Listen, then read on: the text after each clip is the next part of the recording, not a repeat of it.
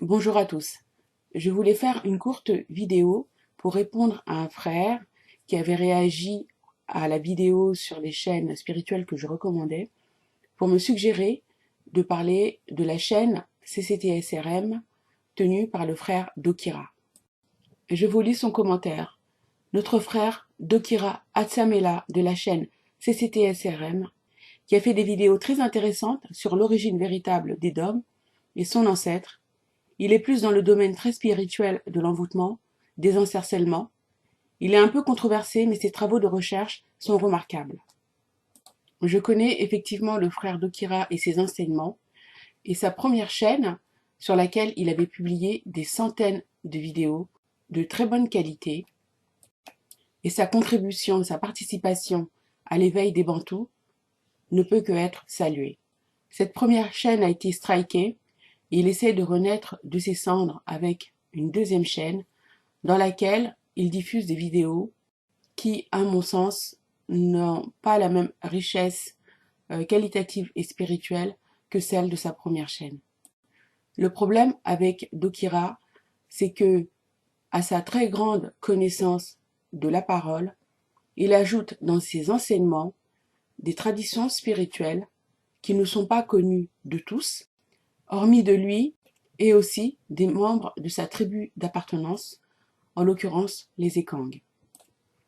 Il fait souvent référence à Tara, Zame et Eyo, et on ne sait pas bien, si on n'appartient pas à cette tradition, s'il s'agit du créateur suprême et unique ou de créatures. Dokira a fait des vidéos dans lesquelles il a présenté la création du monde comme une relation sexuelle entre Dieu le Père et Dieu la Mère. Dans ces vidéos, il n'hésite pas à affirmer la féminité de Tata Nzambe, alors que la parole, la Bible, n'évoque absolument pas cet aspect. Bien au contraire, de nombreux versets insistent sur la figure paternelle masculine de Tata Nzambe, notamment dans sa relation avec le peuple qu'il a choisi, le peuple d'Izolélé. Avec Dokira, la sexualité n'est jamais bien loin, et cela en est parfois gênant. Voici quelques copies d'écran de sa page Facebook, et vous pouvez lire l'adoration phallique et vaginale, la suprême adoration à Dieu. Ou encore, le pouvoir du rectum. Et enfin, une femme qui a plus d'un homme dans sa vie sexuelle est une prostituée et son vagin est une caverne de voleurs, un conglomérat de mauvais esprits. Ce qui, bien entendu, limite le partage de ces vidéos, tant on craint de brusquer la pudeur naturelle de nos proches. Cette insistance à parler de la sexualité est très gênante, d'autant que la parole ne nous en parle pas tant que ça.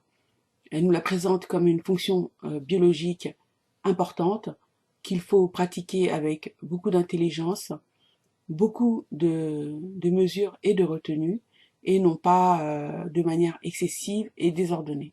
À parler autant de la sexualité, on se demande si Dokira cherche à se démarquer des autres enseignants de la parole, au risque de choquer son auditoire, ou si il ne fait qu'exposer en public, partager des préoccupations qui lui sont personnelles.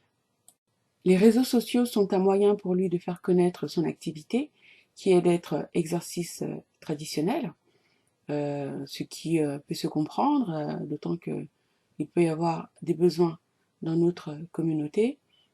Mais ce qui est étonnant, c'est qu'il est porteur d'un projet de création d'un centre initiatique qui regrouperait des universités, des écoles, des hôpitaux, des moyens de transport, et pour lesquels il fait des appels de dons faramineux puisque ça s'élève à des millions de dollars. Il est le seul à le faire, et là encore, on se demande quelle est sa réelle motivation. En effet, les Bantous, qu'ils soient sur le continent ou en dispersion, sommes dans l'attente de l'accomplissement des prophéties sur l'avènement d'un grand roi, Isaya Congo, qui nous ramènera sur la terre donnée à nos pères, nous protégera de l'attaque de nos ennemis, Édomites et Kamites babyloniens, et essuiera toute larme de nos yeux. Donc ce projet personnel de Dokira ne laisse d'étonner et on ne voit pas comment ça cadre avec le projet global et divin de la restauration des Bantous. Ce sont les raisons pour lesquelles je n'ai pas mis la chaîne CCTSRM de Dokira dans le panel des chaînes spirituelles que je recommande. Mais je ne suis pas totalement fermée et s'il produit des vidéos de très bonne qualité, je ne manquerai pas d'en parler pourvu qu'il fasse avancer nos frères et sœurs dans la compréhension du projet global de Tata Nzambe. Voilà, j'espère avoir répondu à l'interrogation du frère. Je vous remercie pour votre écoute.